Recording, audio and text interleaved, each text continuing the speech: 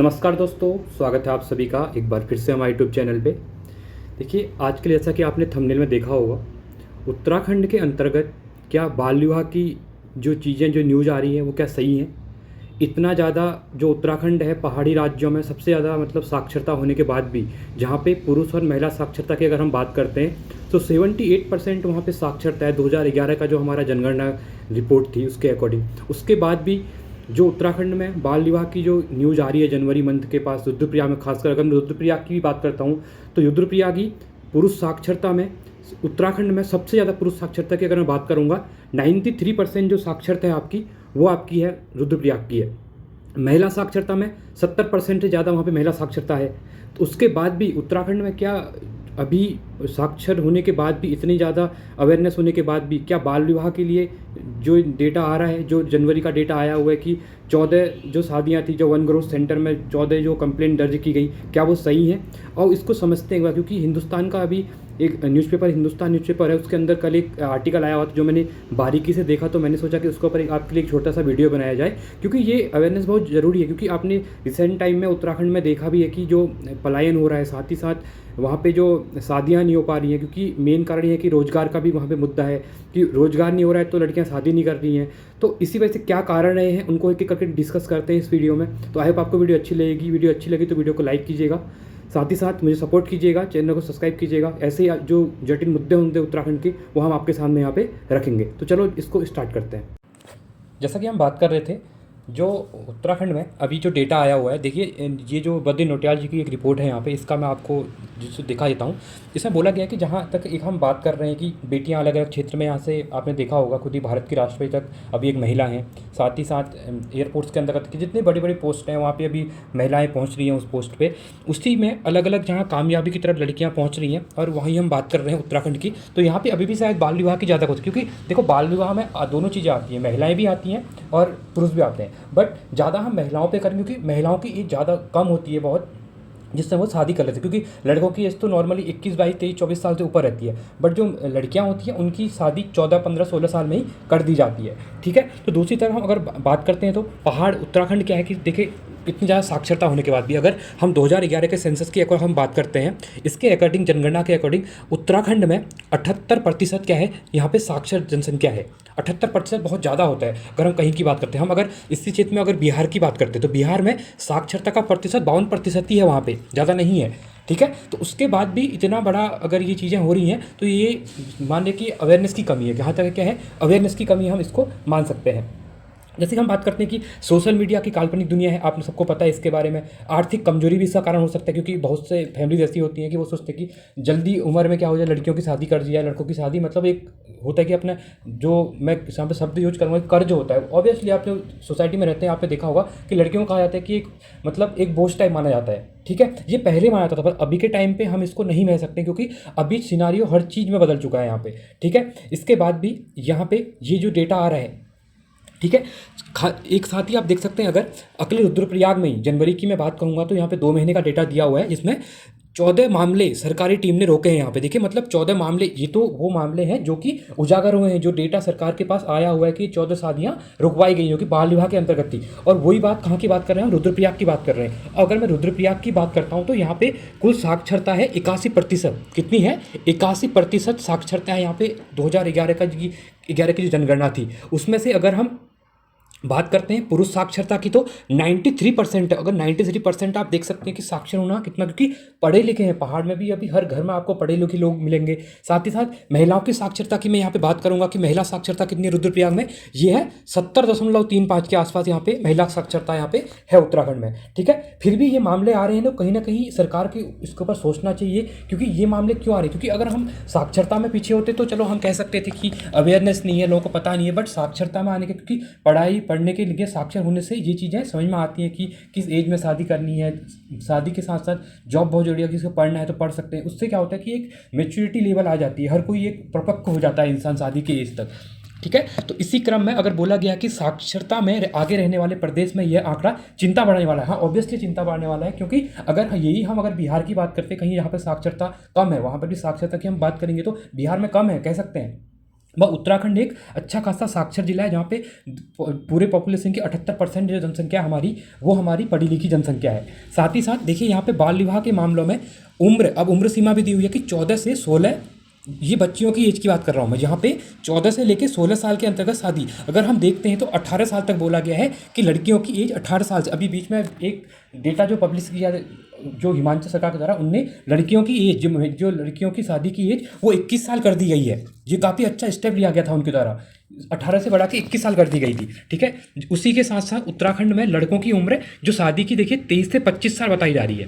देखिए 23-25 साल में लड़कों की एज हम अगर मानेंगे, देखिए होने को शादी हो सकती है, बट लड़कों की 23-24 साल के बाद ही अगर शादी हो तो वो थोड़ा क्या होता है कि परिपक्व हो जाते हैं उसमें, क्योंकि 21-22 साल में थोड़ा बचपना रहता है। वो शादी एक बहुत बड़ी चीज़ होती है, जहाँ पे दो फैमिलीज़ को देखना होता है, फिर बहुत चीज़ें इसमें देखनी होती हैं। ठीक है, अब ये एज ऐसी होती है जहाँ पे क्या करना है, पढ़ाई की होती है। 14 से लेके 20, 21, 22 अगर आप नॉर्मली देखते हैं तो 12th पास होने में आपको 18 साल लग जाते हैं। तो 18 साल के बाद ग्रेजुएशन होने में 3 साल लग जाते हैं। तो 21-22 साल तो आपको पढ़ाई जो नॉर्मल बेसिक एजुकेशन है उसमें ही आपको 21-22 साल लग जाते हैं। उसके बाद आप हायर एजुकेशन के लिए जाते हैं, या फिर आप किसी गवर्नमेंट की तैयारी करते हैं, या फिर प्राइवेट में जॉब करते हैं, तो 24-25 साल के बाद पढ़ाई देख सकते हैं कि जॉब के 22-23 साल पढ़ाई वाली जॉब होती है, एज होती है। ठीक है, तो यहाँ पे एक अच्छा करियर बन सकता है। और उसी में बाल विवाह की ओर धकेलने के लिए आखिर जिम्मेदार कौन हो रहा है? क्या हमारी सरकार इसके लिए जिम्मेदार है? क्या सरकारें प्रॉपर अवेयरनेस, जो हम देखते हैं सोशल मीडिया का ज़माना है, सरकार बहुत बड़े बड़े वादे करती है, सरकार सोशल मीडिया के जरिए अपने काम दिखाती है, अपनी वाहवाही लूटती है। क्या सरकार को इन मामलों के ऊपर, साक्षरता के ऊपर या फिर अवेयरनेस के ऊपर, क्या सरकार ने कुछ स्टेप लेना चाहिए? ये मैं आपके ऊपर बात हो रही है, आप लोग आप कमेंट सेक्शन में बताइए कि आपको इसमें क्या लगता है। साथ ही साथ देखिए उत्तराखंड में एक वन स्टॉप सेंटर की जो प्रशासक हैं रंजना गैरोला जी, उनके द्वारा बोला गया है कि बाल विवाह के सामने आई सभी मामलों की सभी जातियों को, ऐसा नहीं है कि कोई एक ही जाति यहाँ पे ये चीज़ें बाल विवाह के लिए कर रही है। इसमें हर जातियाँ, हर वर्ग के लोग हैं, हर जाति के लोग हैं जो कि इसको यहाँ पे प्रोत्साहन दे रहे हैं, या कह सकते हैं कि इसको आगे लेके चल रहा है। कोई भी इसके ऊपर यहाँ पे चीज़ों को रोक नहीं रहा है।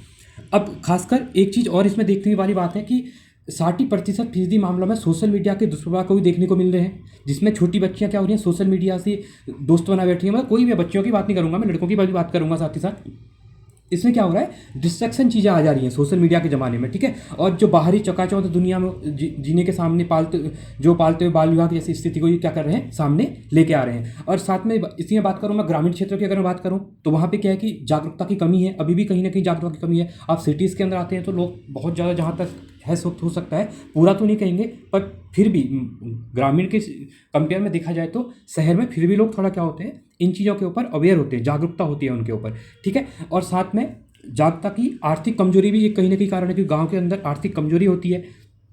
पिछले मंथ ही जो वन स्टॉप सेंटर में जो बीते महीने जो एक कामयाबी मिली थी, इसने क्या किया था, 14 जो बाल विवाह थे उनके ऊपर रोक लगाई। इनको पता चला, कहीं ना कहीं आसपास लोग सजग भी हैं, इनके द्वारा कहीं ना कहीं इनको इन्फॉर्म किया होगा, और उसकी वजह से 14 केसेस यहाँ पे सरकार के द्वारा अभी क्या किया गया, वन स्टॉप सेंटर के द्वारा इनको रोक दिया गया। ठीक है, तो ये बहुत ज़रूरी है और ये बहुत अच्छा स्टेप भी है। और मेरा इस वीडियो बनाने का मेन मतलब ये था कि आप लोगों को अवेयर किया जाए, क्योंकि ये चीज़ें, ये जो खबरें होती हैं, ये कहीं ना कहीं अखबार के पेजों में तो आती है, पर कहीं ना कहीं कोने में रह जाती हैं। और ये एक किसी को भी, या मुझे या किसी और को भी एक प्लेटफॉर्म मिला हुआ है आपके बीच में सोशल अवेयरनेस के लिए। हम इसको, क्योंकि आज के ज़माने में हर कोई यूट्यूब सुनता है, हर कोई सोशल मीडिया को यूज कर रहा है, तो कहीं ना कहीं इन चीज़ों को हम आपके सामने लेके हम अपने जो हमारा समाज है उसको हम कहीं ना कहीं आगे क्या कर सकते हैं, जागरूक कर सकते हैं। इसके ऊपर कुछ शब्द और हैं, जैसे कि आप देख सकते हैं कि समाज में सजग हो रहा है, बहुत ज़रूरी है।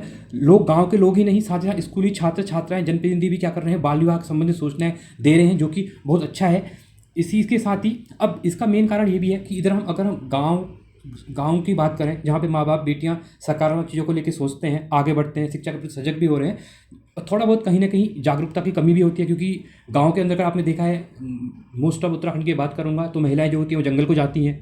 ठीक है, तो जंगल जाती हैं, और जो घर में कैसे पिता होता है वो मजदूरी पे जाते हैं, काम पे जाते हैं, वो कोई बाहर भी रह रहे हैं, क्योंकि उत्तराखंड में इतना रोजगार तो है नहीं, वो कहीं ना कहीं बाहर रह रहे हैं, तो वो चीज़ें कहीं ना कहीं हर चीज़ें आ जाती हैं। फिर सोशल मीडिया का ज़माना है, मोबाइल फ़ोन इतने चल रहे हैं, तो इनकी वजह से भी कहीं ना कहीं दुष्परिणाम देखने को मिलते हैं। बट वो चीज़ें अलग है। बट इसके ऊपर जो जहाँ पे अगर आप लोगों के लिए मैं बात करूँगा, अगर आपके आसपास भी कहीं पे बाल विवाह जैसे कुछ चीज़ें दिख रही हैं, आपको लग रहा है कि बच्चियों की एज कम है या लड़कों की एज कम है, तो आप उसको जाके सरकार को इन्फॉर्म करिए। बहुत सोशल मीडिया बहुत से आपको नंबर मिल जाएंगे, ठीक है। जैसे आपका वन स्टॉप सेंटर है, इसको बताइए। आसपास पुलिस स्टेशन होंगे, वहाँ पे चीज़ों को बताइए। जो आपके आसपास ऐसे कुछ NGOs होंगे जो कुछ काम कर रहे होंगे इनके ऊपर, उनको आप इन्फॉर्म कीजिए, जिससे आप कहीं ना कहीं हद तक इनको कम कर सकते हैं, ठीक है। अब उत्तराखंड में एक चीज़ और है, विवाह, ये चीज़ें भी इससे पहले साथ ही साथ इसको भी कवर किया गया है इसमें, इस खबर में। जैसे उत्तराखंड में आपने देखा होगा, विवाह के लिए लड़कियों का ना मिलना अभी के टाइम पे ये कुछ टाइम से चल रहा है, ठीक है।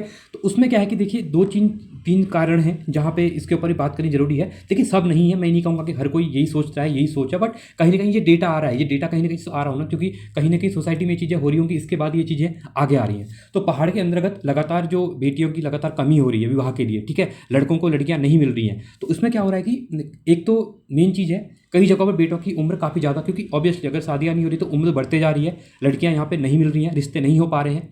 और एक कारण ये है कि जो महिलाएं हैं, या जो आप कह सकते हैं कि महिला पक्ष के जो लोग होते हैं लड़कियों के साइड से, उनको भी ये चाहिए होता है कि लड़का अच्छा खासा सेटल होना चाहिए, अपना घर होना चाहिए। वो ठीक है, क्योंकि अब कोई भी अपनी फैमिली को आगे बढ़ा रहा है तो वो तो ज़रूरी है कि वो सेटल होना चाहिए अच्छी खासी जगह पे, ठीक है, वो ठीक है, वो होना चाहिए। बट दूसरी चीज़, कहीं कहीं रिश्ते डिमांड ऐसी भी आ रही है कि यहाँ पे भी लिखा भी है कि इस तरह की बातें अभी कम भी सामने आई है, किंतु ये ज़रूरी है कि पहाड़ विवाह के लिए, रिश्तों के लिए लोग तरस रहे हैं, और ये सही बात है। और एक चीज़ और दिखी हुई है कि जो रिश्ते मिल रहे हैं वहाँ बेटियां सरकारी नौकरी के साथ ही देहरादून में मकान या फिर स्वयं देहरादून में रहने की शर्त पर पहले रख रही हैं, क्योंकि पहाड़ पे कोई रहना नहीं चाहता, पहाड़ कोई चढ़ना नहीं चाहता है, ठीक है।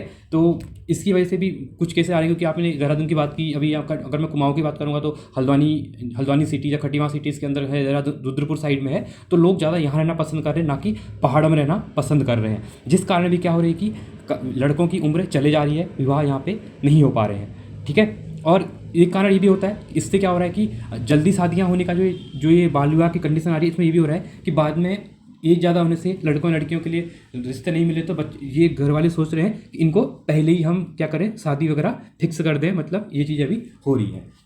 तो ये था एक आर्टिकल जो कि थोड़ा अवेयरनेस के टाइम पे था। मैं ऐसे ही इस चैनल पे वीडियोस बनाते रहूँगा।